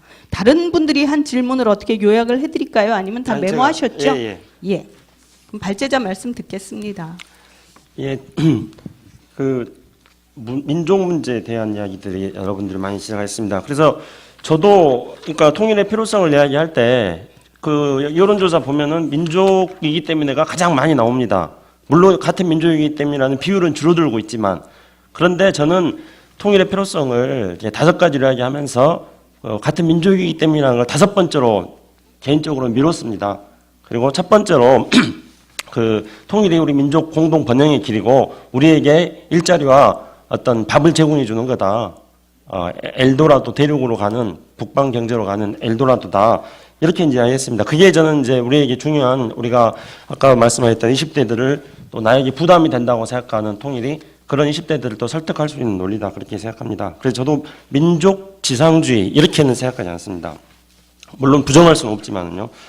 그리고 통일에 대한 인식이 2008년도 이후에 제가 이렇게 발제문했었던 통계에 보면 계속 약화되는데, 저는 이건 마찬가지로 통일에 대한 인식이 계속 악화되고 있지만은 그러나 크게 심각한 문제는 아니다고 생각합니다. 왜 그러냐면은 대개 이제 보면은 통일에 대한 인식이 악화되는 게 뭐 남북 관계 때문에 그러겠죠. 그리고 어떤 북한에 대한 불신이 늘어나겠죠. 그런데 북한에 대한 불신이 늘어난다고 하더라도 우리가 그 북한하고 어떻게 상대를 해야 될 것인가 하는 것에 대한 어떤 공존의 전략은 우리가 계속 개발해야 되고, 또 거기에 대한 국민들의 지지는 일정하게 있습니다. 그래서 북한이 밉더라도 북한하고 어떻게 공존할 것인가, 이런 북한을 어떻게 상대할 것인가 하는 이런 관점으로 통일에 대한 생각을 조금 옮겨가야 된다. 이런 것들을 그래서 이제 제기를 했던 것이었고요. 그다음에 안보, 안전보장, 안보 줄임말이 안전보장을 줄임말이 안보니까 뭐 이태호 처장님 말씀하시는 뭐 시민 안전, 그것도 시민 안보와 유사한 개념이다, 그렇게 생각합니다. 유시민 작가님이 이 통일 과정에 열심히 참여하시면은 시민 참여가 된다. 좀 썰렁한가요? 시민이시니까. 그래서 시민 개개인으로 살 수 있는 것, 그러니까 그거는 유시민 장관이 뭘 할 수 있는가? 그게 시민 개개인이 할 수 있는 일 아닌가요? 그 질문하셨는데, 근데 사실은 남북 관계는 앞에서도 쭉 말씀드렸다시피 정부의 역할이 굉장히 중요하고, 이명박 정부 들어와서 정부의 역할이 위축되니까 어떤 시민의 역할이 굉장히 줄어들지 않습니까? 그래서 시민의 개개인이 할 수 있는 것은 굉장히 제약된다 생각합니다. 그래서 제가 이제 발제문 뒷부분에 제안을 드렸을 때 전제로 하는 것도 시민 개개인의 역할이라기보다는 어떤 서울시에 근거를 두고 있는 시민단체가 이런 역할을 했으면 좋겠다. 그리고 시민들은 그런 시민단체 활동에 참여하는 방식으로 일을 할 수 있지 않을까 생각합니다. 유시민장관께서 굉장히 흥미로운 또 질문을 하셨는데, 북한의 사정 때문에 진도가 안 나갈 때 어떻게 할 것인가. 뭐 그런 이제 이산가족 예를 들으셨고, 근데 이산가족 예뿐만 아니라 다른 경우도 많이 있다고 생각합니다. 예를 들면은 이제 6.15 공동선언 이후에 남북 간의 어떤 시민 참여형 통일운동이 진행되었을 때 대부분이 다 앞서 말씀드린 것처럼 어떤 6.15 공동선언을 위한 남북 공동회의에서 부문 간의 합의를 통해 가지고 그것이 어떤 한국 사회에서 시민 참여로 이렇게 나타났습니다. 그런데 이제 시민 참여로 나타나는 것들은 대부분 다 어떻게 했냐면은 북한에 대한 인도적 지원의 문제하고 사회문화 교류 협력, 사회문화 교류 두 가지 영역으로 나타납니다. 분야는 굉장히 다르지만은 다른 분야가 전부 다 공통적으로 북한에 대한 지원과 어떤 사회문화 교류 이 두 가지로 나타납니다. 그런데 북한은 사실상 사회문화 교류에 대해서는 굉장히 소극적입니다. 그리고 인도적 지원에 대해서는 북한은 굉장히 적극적인 거죠. 그러면은 사회문화적인 교류에 대해서 제한적인 거는 그것이 미치는 여파에 대해서 북한이 조금 움츠를 하고 있기 때문이라고 생각합니다. 그러면 결국은 사회문화 교류를 활성화시키기 위해서는 북한에 대한 인도적 지원을 늘리는 수밖에 없다고 생각합니다. 예를 들어서 지방자치단체 간에 북한하고 교류 사업을 할 때 강원도 같은 경우는 북한에 대한 인도적 지원을 하면서 동시에 사회문화 교류도 거의 유일하게 강원도와 어떤 남강원도와 북강원도의 사회문화 교류를 성사시킨 적이 있었습니다. 그거는 강원도가 굉장히 전략적으로 어떤 북한에 대한 인도적 지원을 특히 북강원도를 중심으로 해서 인도적 지원을 계속 했기 때문에 그 결과로서의 어떤 사회문화적 교류, 그러니까 북한이 썩 내키하지 않는 그런 사회문화적 교류도 이끌어낼 수 있었다 이렇게 생각을 합니다. 그리고 통일에 대해서 부정적인 어떤 시각, 국민들의 부정적인 시각을 어떻게 바꿀 것인가 하는 문제인데요. 그러니까 저는 이제 제 발제문의 대부분이 다 처음에 이제 통일에 대해서 이야기했던 것들도 좀 생각을 바꿔보자. 그러니까 통일은 그냥 하루아침에 체제가 통일되는 거로 생각하지 말고 뭐 또는 통일에 대해서 어떤 필요성도 뭐 민족이니까 당연히 통일해야 된다 이런 것보다도 통일이 우리에게 어떤 이익을 주는가 이런 것들을 살펴보자. 이렇게 이제 앞에서 계속 뭐 발제를 길게 했던 것도 다 그런 부분에 초점이 맞춰져 있었던 것입니다. 그러니까 북한에 대해서 어떤 부정적인 의식이 계속 늘어나고 있지만은 그러나 다른 한편으로는 또 계속 말씀드립니다만은 그렇기 때문이라도 우리가 통일에 대한 어떤 생각이라든가 통일의 필요성에 대해서도 조금 다른 방식으로 국민들에게 접근해 나가는 게 필요하다는 생각이 들고 통일의 민심으로서 제가 말씀드렸던 것은 그럼에도 불구하고 또 남북 화해를 해야 된다는 것은 국민들 사이에서 굉장히 지배적인 생각으로 또 자리 잡고 있습니다. 그래서 이런 남북 화해를 해야 된다는 국민들 사이에 존재하고 있는 지배적인 생각에 기초를 하면서 부정적으로 생각하고 있는 부분들을 우리의 통일에 대한 개념을 바꿔 나가면서 또 그러니까 지금 질문이 정부에서 민간 교류 협력을 억제하고 있을 때 과연 개인은 어떻게 할 수 있을 것인가 하고 그다음에 우리 남쪽의 또 조건과는 상관없이 북의 조건이 있는데 우리가 남의 조건만으로 밀어붙일 수 있을 것인가 이 질문에 대한 지금 대답이신가요? 아니, 좀 여러 가지 금방 지금 이제 예. 이동영 작가님에 대한 질문이 시간상 네. 거기에 대해서 그 전반적인 통일 얘기만 하실 거면 그냥 조금 자르겠습니다. 그리고 유시민 선생님이 아까 준비가 안 되셨다고 그랬는데 이 질문을 던졌을 때는 지금쯤은 준비가 됐을 것 같아서요. 예, 유시민 선생님 얘기 들어보겠습니다. 죄송합니다. 조금 독재를 해서. 네. 아예 준비가 된 게 아니고 제가 되게 고민하고 있는 문제거든요. 그러니까 청와대 분수대 앞에 1인 시위를 하러 가야 되나? 아니 실제로요. 너무 답답하니까 목에다가 팻말 하나 걸고 청와대 앞에 1인 시위를 하러 가야 되나? 거기서 시위를 못하게 하면 밑에 삼거리까지 내려와서라도 해야 되나? 이제 그런 고민이 있죠. 그런 게 있습니다. 실제로. 그러니까 도대체 언제까지 우리가 좀 통일하자는 게 아니고 남북의 두 정부, 이 한반도에 존재하는 두 개의 국가를 대표하는 두 정부 당국자들이 만나서 대화하고 서명하고 발표하고 그 후속회담, 총리회담, 장관급 회담, 장성회담까지 가면서 여러 가지의 부속 합의서들을 2007년도에 체결했는데 그 어느 것 하나 후속 정부들에 의해서 그것이 인정받지 못하고 그걸 전혀 이행할 의지를 안 보일 때 그런 것들이 진행이 되어야 이제 민간도 좀 더 활발하게 참여할 수 있는데 이것을 언제까지 정부의 합당한 권한으로 인정하고 우리가 그냥 보고 있어야 되나?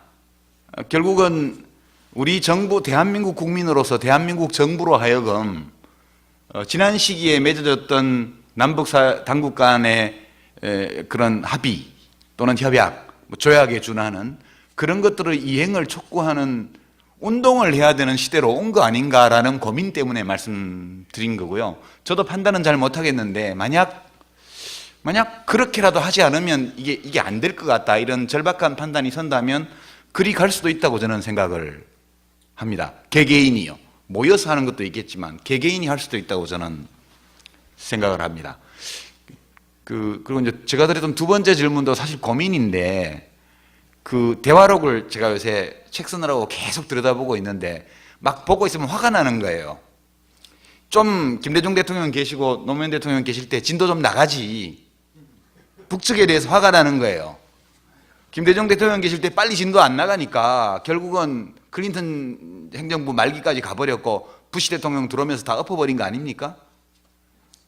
그러니까 진도를 우리 쪽에서 진심을 가지고 우리 정부가 뭘 추진을 할 때 믿고 빨리빨리 군사적 신뢰 조치를 포함해서 이 경제협력까지 빨리 진도를 나갔어야 되는데 자기네들 내부 사정 때문에 그 김정일 위원장, 국방위원장 말을 보면 우리가 뭐 러시아 넓은 원동 땅도 아니고 뭐 중국도 아니고 조그만 땅인데 여기저기 뜯어서 공단 만들고 나면 주체공학은 어디 가버리고 이렇게 나오더라고요. 그러면 북이 이렇게 나오면 우리나라는 지금 대한민국은 그런 대북 평화협력 정책을 펴는 대통령이 집권했다 하더라도 그게 계속 간다는 보장이 없는 나라이기 때문에 그때 빨리빨리 맞춰야 되는데 앞으로도 이러면 진짜 어떡하지? 그 뭐 시민으로서 지금 당장 뭘 하자는 얘기가 아니고요. 그거는 덧붙여서 오는 고민이라서 말씀을 드려본 거고 그래서 저는 뭐 민간에서 교류할 때 혹시 앞으로라도 하게 되면 진도 좀 빨리 나가자고 북측에다가 진짜 좀 기회 생기면 빨리빨리 진도 나가는 방식으로 해서 한 걸음 한 걸음씩 못 돌아올 길을 만들어야지 개성공단처럼 일단 공단 만들어 놓고 그리고 문 닫으면 우리 쪽도 피해가 엄청나게 발생할 수밖에 없는 지경으로 딱 만들어 놓으니까 결국 우여곡절은 있지만 살려내지 않습니까? 그런 것처럼 개성공단 하나의 한 100개, 1000개 되는 규모의 사업들을 빨리빨리 진도를 나갔더라면 좋지 않은 하는 약간의 북처지 상황을 이해를 못하는 건 아니지만 그런 소감 삼아 말씀드렸고요. 진짜 데모하러 다녀야 되는 시기가 도래할지도 모르겠다. 저는 그런 판단을 합니다. 예, 유시민 선생님 발제에 대해서 시민단체시니까 이태호 참여연대 사무처장님께서 조금 의견 들려주시면 어떨까요? 중앙정부가 제어할 때 시민이 어떻게 할 수 있을까? 예, 우선 아까 평화 통일 문제와 관련해서 제 견해는 이렇습니다. 통일은 뭐 해야 되냐 말아야 되냐를 떠나가지고 온다는 거죠. 특히 분단 체제가 불안정하기 때문에 많은 국민들도 온다고 생각하지 좋으냐 싫으냐라고 판단하는 게 아니라 온다고 생각하고 있다는 거에 이게 중요한 전제이자 또 어떤 경우에서 문제점이 될 수도 있다는 거고요.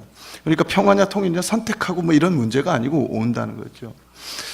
두 번째로 근데 오는데 어느 분단 체제가 아까 먹고 먹히지 않은 통일이 없었다고도 말씀드렸습니다만 어떤 분단된 나라가 정말로 북쪽에는 남한을 지지하는 세력이 하나도 없고 남한에도 북쪽을 지지해서는 절대 안 되고 이렇게 단절된 체제가 있었으며 또 같이 경계를 맞대고 있는데 하나는 2만 불이고 하나는 국민소득이 500불이 되는 그런 접경을 가진 분단 체제가 어디 있었냐 하는 거예요. 중국과 베트남이 싸우고 뭐가 동독과 서독이 싸우도요. 동서독은 종교 아예 그 주교죠. 여기로 말하면 그 총회가 동독에 있지 않았습니까? 그리고 경제적으로는 비슷비슷했는데 이게 너무 단절돼 있기 때문에 통일은 오게 돼 있는데 이 상태로라면 그리고 여기에 무기만 잔뜩 있다고 하면 이건 재앙적일 뿐만 아니라 이 갈등이 사실은 한반도뿐만 아니라 동북아 전체 동아시아 시대 전체에 큰 민폐를 끼치게 돼 있다 하는 문제이기 때문에 우리가 여러모로 고민을 해야 된다라고 생각을 하고요. 그러면 시민이 어떻게 하느냐 문제인데 저도 저희 우리 평화군축센터 간사들한테 작년부터 듣든 안 듣든 우리가 매주 한번 그 위안부 할머니도 하는데 어디 나가서 듣든 안 듣든 평화하자고 집회를 해야 되는 거 아니냐고 그러는데 너무 힘들다고 못한다고 그래서 지금도 제가 우리 정현백 대표님이랑 그래도 뭐라도 좀 해보자라고 설득하고 있는 판인데 누구라도 그런 메시지를 계속 던져야 된다라는 생각은 듭니다. 하지만 아까 그 유시민 선생님께서 얘기해 주신 것 중에 약간 뭐 이견은 아닌데 이런 거죠. 노무현 대통령 있을 때 진도를 좀 빨리 나가지. 근데 이제 그건 북한이 선의를 가지고 있을 때 이제 그런 건데 사실 솔직히 말하면 북한이 반드시 선의를 가진 정권은 아니라는 거죠. 거기도 기득권도 있고 막 그러니까 뭐 주저주저 하다가 기회를 놓치는 거 아니겠습니까? 또 그리고 우리가 선의를 갖고 있었더라도 미국이 전혀 선의를 안 갖고 있어가지고 북한으로서는 뭐 할 수 없었던 조건들도 있었기 때문에 이게 굉장히 어렵고, 그런 점에서 북한이 선의를 안 가진 경우까지를 포함해서, 그렇다고 선의를 안 가지고 있으니까 아까 말씀드렸던 우리가 현실주의로 나가야 된다, 창도 방패도 다 가지고 그러면서 교류해야 된다가 아니라, 우리의 선제성이 더 중요한 것도 저쪽이 반드시 선의를 갖고 있다고 볼 수 없기 때문에 오히려 현실주의가 안 먹힐 수 있고, 그런 점에서 평화적 이니셔티브가 굉장히 중요하다라고 말씀드릴 수 있을 것 같고요. 그러자면 우리 사회에서 평화를 합의로 하기 위한 시민운동 같은 것이 일어나야 된다는 것이죠. 제가 진짜 근데 꼭 하고 싶은 말을 얘기하다 까먹었어요. 네, 그럼 생각나실 때 다시 말씀하실까요? 국가보안법 얘기도 예, 저희가 지금 있겠습니다만은, 30분까지는 이걸 맞춰야 되는데요. 맞나요? 예. 근데 지금 질문지가 워낙 많이 쏟아져 들어오기도 했고요. 그리고 지자체가 과연 정부의 재정 지원 없이 얼마나 독자적인 남북 협력을 할 수 있는가가 저희 질문이었는데, 아마 여기 계시는 발제자님을 포함해서 그거는 예. 그 정부가 어떤 그 통일부의 어떤 그 내부 규정에 따르면은 남북 교류협력의 주체로서 어떤 개인과 법인을 지정해 놓고 거기에는 이제 지방자치단체를 포함시켜 놓고 있지 않습니다. 그래서 이거를 어떤 시정을 해가지고 지방자치단체가 남북 교류협력의 주체가 될 수 있도록 하는 법적 조건을 갖추는 게 필요하고요. 그다음에 두 번째로 재정 문제는 이미 지자체에서 대부분의 지자체에서 남북 교류협력을 위한 자체 기금들을 확보하고 있습니다. 예, 근데 그 자체 기금이 사실 제가 알기로는 그 바터제 똑같이 매칭 펀드이기 때문에 사실 정부의 지원이 오지 않으면 굉장히 미소한 금액으로 저는 알고 있거든요. 예, 뭐 알겠습니다. 그리고 지금 하여간 중앙 정부나 한국 정부의 그 관심권 혹은 그 제어권을 벗어나는 이제 국제 기구를 통한 지원은 사실 가능합니다. 지금 이제 여기서 한 말씀도 안 나와서 제가 조금 덧붙이자면 그렇습니다. 그러니까 시민 하나하나가 북한과 어떤 교류 협력을 하고 싶다면 그 외국의 단체들이 벌이는 곳에 들어가서 그 개별적인 참여는 가능합니다. 예. 지금 일단 저쪽 방청석 얘기를 좀 질문을 듣겠는데, 어떤 분들한테 하는 질문인지는 없습니다. 지금 남북 관계의 화해를 위해서는 전문적인 인력이 필요한데 전국에 북한 학과가 3학교밖에 없고 한 학교는 통폐합되었다. 그런데 지금 북한 문제에 대한 관심을 갖고 있는 젊은 세대를 키워내기 위해 어떻게 했으면 좋겠느냐, 이런 질문이 있는데요. 이거 답 누가 말씀해 주셔야 되는 거죠? 제가 생각하기에는 어떻게 고경빈 평화재단 이사님께서 말씀하실 수 있는 건가요?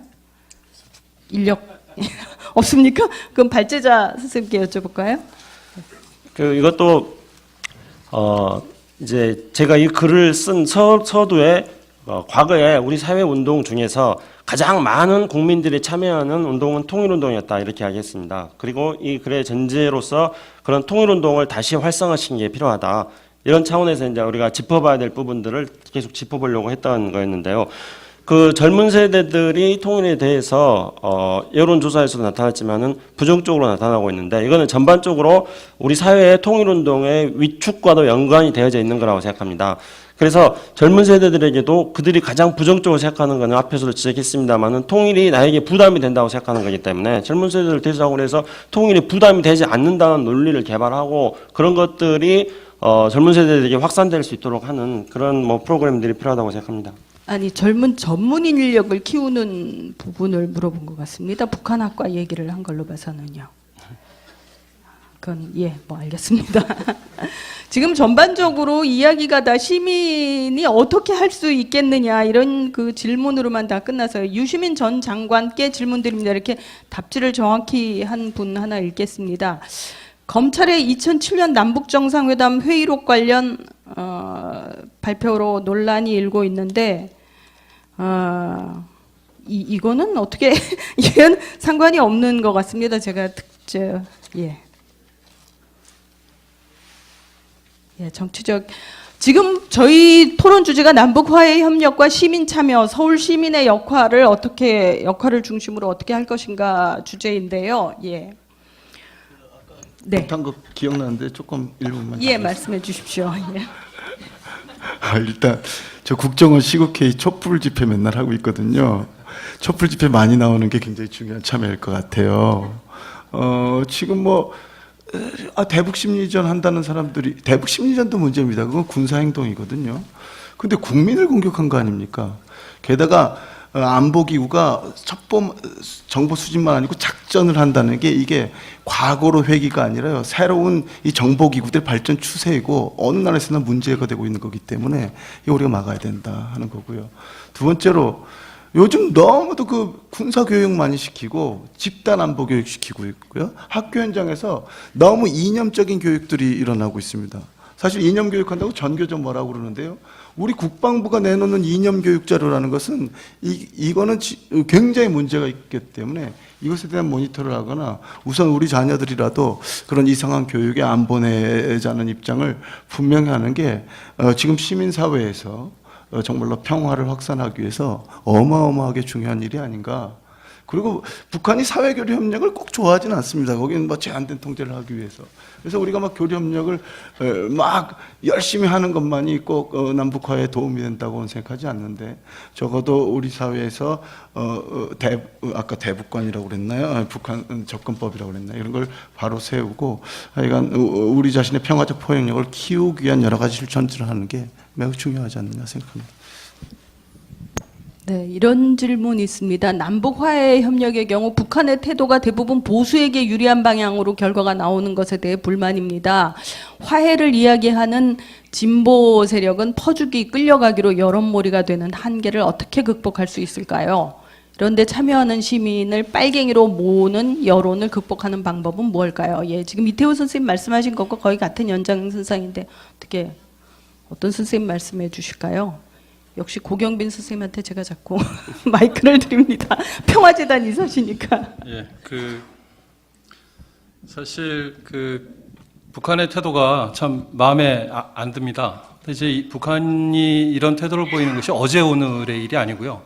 애초에 우리가 남북 화해 협력 정책을 77 선언 무렵부터 이제 추진할 때 북한에게 충분한 신뢰가 쌓여서 이제 믿을만 하니까 남북 교류를 시작한 게 아니라 이런 불신을 전제를 하고 이 불신을 그대로 끌고 가서는 평화 통일이 어렵기 때문에 우리가 선제적으로 자신감을 가지고 교류 협력을 해서 불신의 관계를 점차 신뢰 관계로 바꾸자는 얘기였어요. 그동안 시행착오도 많이 했고 북한의 도발로 사과도 받았죠. 근데 사과 받으면 뭐 합니까? 또 도발을 하는데, 그러면 이런 화해 정책이 북한의 어떤 버르장머리를 고치는데 실패한 정책이냐? 그거 아닙니다. 오히려 우리가 남북 간의 적대 구조, 이 기본적으로 남북 관계를 깔고 있는 적대 구조를 바꾸는 데 실패했기 때문에 자꾸 이런 시행착오가 난다고 봐야 하는 거거든요. 천안함 사태에 대해서 북한의 사과를 받으면 뭐 합니까? 그걸 어떻게 믿습니까? 개성공단에 관해서 북한에 무슨 약속을 받았다 하더라도 그걸 어떻게 믿습니까?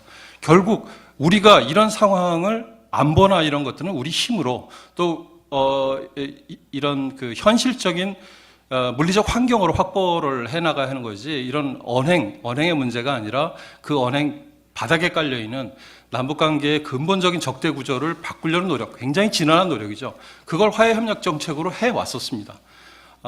그런 노력을 이어나가야 된다 하는 것이 제 소견으로 말씀드릴 수 있겠습니다.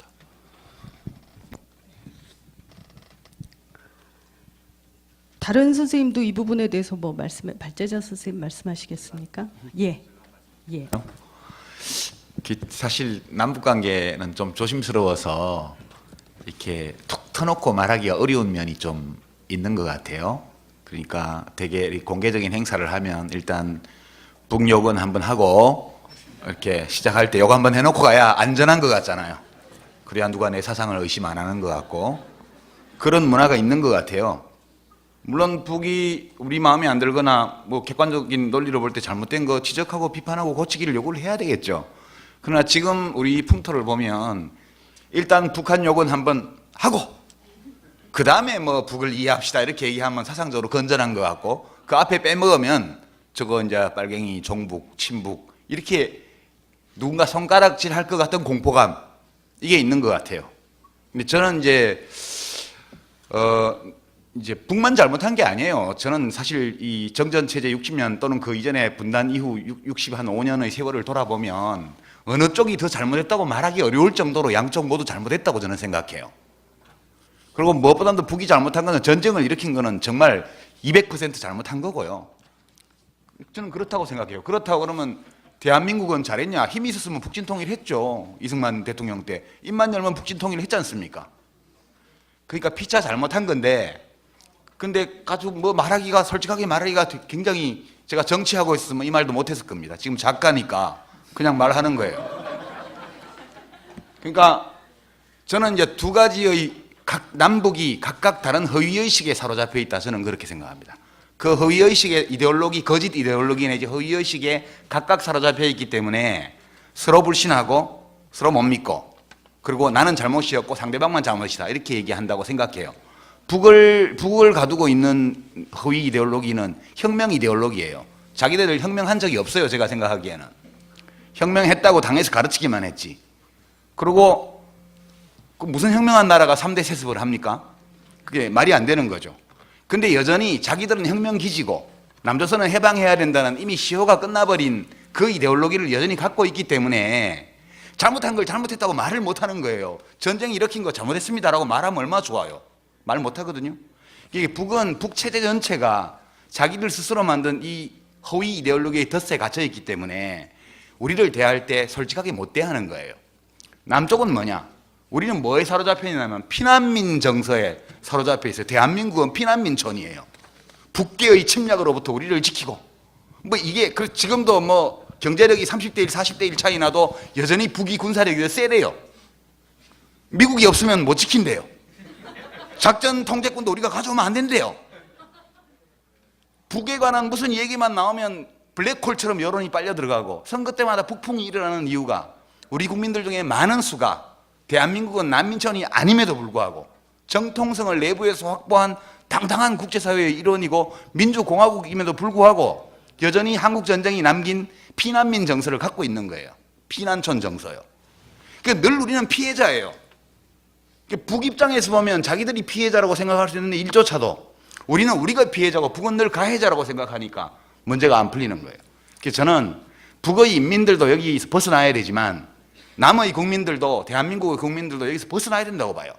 그 북이 그 허위 이데올로기를 벗어나기를 바란다면 우리가 먼저 이 근거 없는 이미 지나가 버린 대한민국 이 정부 수립 초기 전쟁 후 일정 기간 있었던 그 난민촌 정서를 벗어버리고 우리가 북에 대해서 가해자가 될 수도, 가해자로 비칠 수 있다는 것을 인정하고 그 바탕 위에서 북의 결점까지도 감싸 안으면서 나가는 태도를 우리 시민들이 가질 때 정부가 이런 식의 엉터리 정책을 못하는 것이지, 국민들 자신이 이런 선동에 계속 휘둘리는 한은 저는 이런 정책이 반복될 거라고 봐요.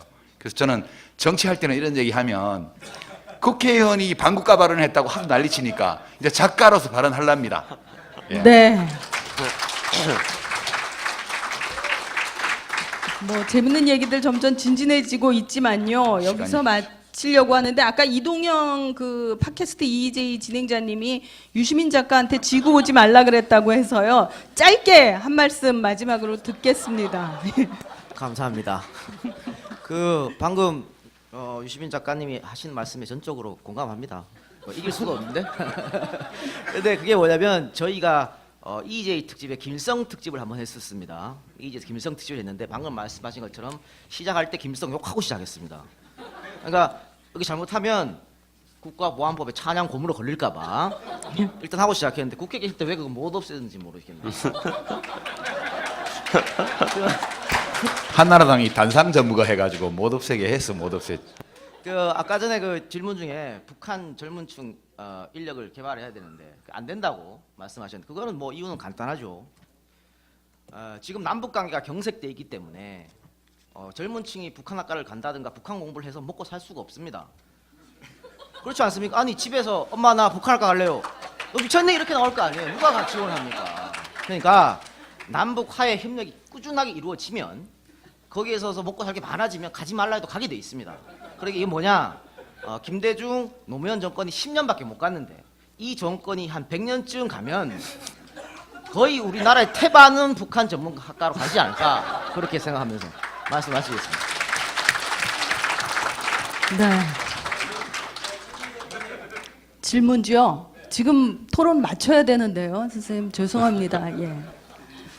저희 뭐 발제 남북 화해 협력과 시민 참여, 서울 시민의 역할을 중심으로 주제여서 사실 구체적인 시민 운동으로 무엇을 할 수 있나 이런 게 이야기될 줄 알았더니 이제 근본적으로는 정책과 재정을 쥐고 있는 중앙 정부의 보수 성격이 너무 극심해서 그 변화가 바로 잡히기 전에는 참 어렵다는 이야기들을 많이 하면서 결국에는 통일이나 남북 공존에 대한 전반적인 그 시민들의 각성을 위한 사상의 자유 운동, 정치 운동이 활발해져야 한다는 이야기들로 거의 흘러간 것 같습니다. 그러나 그 와중에도 저희가 분명히 이제 고경빈 선생님이 같은 민족이라는 통일 당위성이 아니라 다양한 공동체가 바로 한국 안에 형성되고 있으니까 그 남한의 변화에 맞춰서 그 남북 화해도 이루어져야 된다는 이야기. 이태호 선생님이 또 그 시민의 안전이라는 측면에서 각 지방자치단체들이 그 경색된 중앙정부와는 상관없이 진보적인 그 안보 선언, 평화도시 선언을 할 수 있다 이런 제안도 했습니다. 유시민 선생님 뭐 지자체를 그 각각 시민들이 어떤 사상의 자유운동, 그 정치운동을 적극적으로 펴야 되는 거 아니냐, 각성하는 게 중요하다 이런 얘기하셨고요. 이동영 선생님 뭐 구체적으로 그 남북 간의 화해 협력에 대한 것들을 더욱 활발하게 하면은 그 오히려 어떤 정책으로 인해서 의식이 달라질 것이다 이런 얘기까지도 나왔습니다. 오늘 말씀 감사하고요. 더 긴 이야기 못 들어서 죄송스럽고요. 그 이런 이야기들이 여러분들 속에 일어나는 변화들을 그 널리 사회로 퍼뜨리면서 그냥 이 심포지움으로 토론회로 끝나는 것이 아니라 변화를 일으키는 그 자리가 됐으면 좋겠습니다. 말씀 고맙습니다. 예, 감사합니다.